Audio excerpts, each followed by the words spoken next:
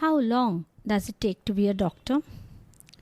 It takes really long, and in the current scenario, it's forever. And you better be ready with another source of income. Hi, I'm Dr. Amrita Basu, and you're listening to the Health Wealth Bridge podcast. I started my training in 2000 and finished in 2010. That was the formal training part, but getting enough experience to start my own practice took even more time. Remember, I am an Indian doctor, and different countries have different course duration and rules. In India, in the current scenario, with a bond after every PG degree and subspecialty, super specialty, post PG qualification, the total training duration and bond duration and amount can be considerable. All DM MCH students who learn at a government medical college have to work in a government hospital for a bond period of 3 years or pay 30 lakhs in West Bengal. That's not all. For PG degrees, the bond amount can range from lakhs to crores depending on the state. Luckily, I didn't have this problem when I did my PG in 2007. A lot of things have changed. More colleges, more seats, all good things.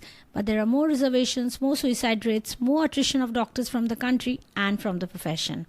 I was happy to join a government medical college in a district in West Bengal, India. It was a chance to give back to society, and it was a chance to go back to our roots. But in districts, the setup is still a glorified village hospital with impossible patient load and expectation. And quality medical teaching is a challenge. The worst part is you never stop doing night duties. If you take leave for any reason, you not only have to adjust your duties, but come back and do double duty, because the leaves are not leaves, but end up being exchanges of work days. The worst part is the myth of free healthcare is so deeply entrenched that the people will pay for big parties, but while getting operated, they want best treatment for free. The societal expectation for their own health and healthcare is queered. But I don't want this to be a rant. It's a blessing to be a doctor. It's an even bigger blessing to have a chance to help those who really need me. But that's all in God's hand. What I can do is just do my work and pray for the best. Healthcare needs doctors to be in the right number and in good quality. There are simply no shortcuts. I'm not even discussing the medico-legal aspect because that's an entirely different cup of tea. If National Medical Council, the Indian government, doesn't do a ground reality check, it just might be a better idea to be a self-help guru, a health coach, a life coach, a nutritionist, or even a self-certified doctor, also known as a quack, than a registered medical doctor in the very near future. The bonds are scary and not for the faint-hearted. A big reason for poor mental health issues in many, and there's few things going for the current state of medical education. But the good news is things must hit rock bottom before they can get better. So maybe one day people will all be so healthy, disease-free, addiction-free that a doctor or hospital will not be needed. That, I think, is the ideal health of the people for a nation which is truly empowered. Or maybe it's utopic. This was a part of the Block Chatter A to Z challenge and was just something I wanted to vent. I will also be talking about a book called The Spiritual Anatomy. Books are the best way to learn about things which make me curious and we were not taught at school. The Spiritual Anatomy by Daji is my book for review today. Daji is a serial entrepreneur turned spiritual guide whose happiness journey is quite interesting. It will also make a very good story for the big screen. The best part is it's also inspiring and insightful. It talks about finding the center within and the journey of spirituality inside. The book is divided in sections according to what's the area of spiritual anatomy you want to work on. You learn about the different chakras and how they work and how to find the center within. Life will give you whatever experience is most helpful for the evolution of your consciousness. How do you know this is the experience you need? Because this is the experience you're having at the moment.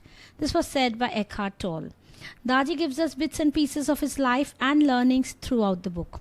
It's an interesting book taking on a journey within to find a stronger, calmer, clearer self. I like his dividing the book into different sections depending on the area of work.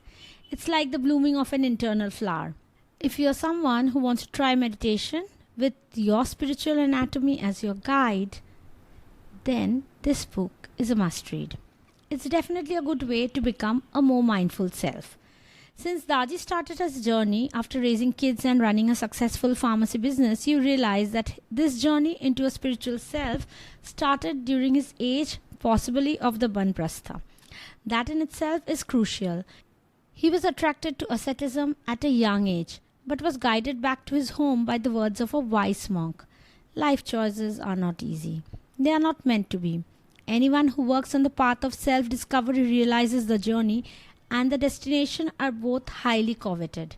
You have to start the journey somewhere, and this book is an interesting option for those who like to work inside out.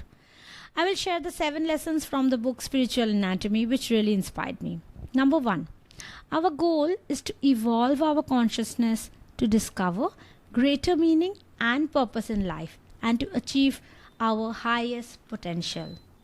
The caterpillar grows into a butterfly even it doesn't wish to. You can grow into your own potential willfully. Here, willfully actually means obstinate determination, but in a good way. That is with the full force of your will. That's special about the human life. We grow physically, mentally, and spiritually, and our growth across these dimensions comes from the choices we make and the actions we take. When the heart is at peace, the mind is at ease. Self-realization is the ultimate goal. Your journey from what you are now to who you ought to be, the truest expression of your potential. Book name is Spiritual Anatomy. It is about meditation, chakras, and the journey to the center. Author is Daji, also known as Kamlesh D. Patel. He was born in 1956. He is a Padma Bhushan awardee.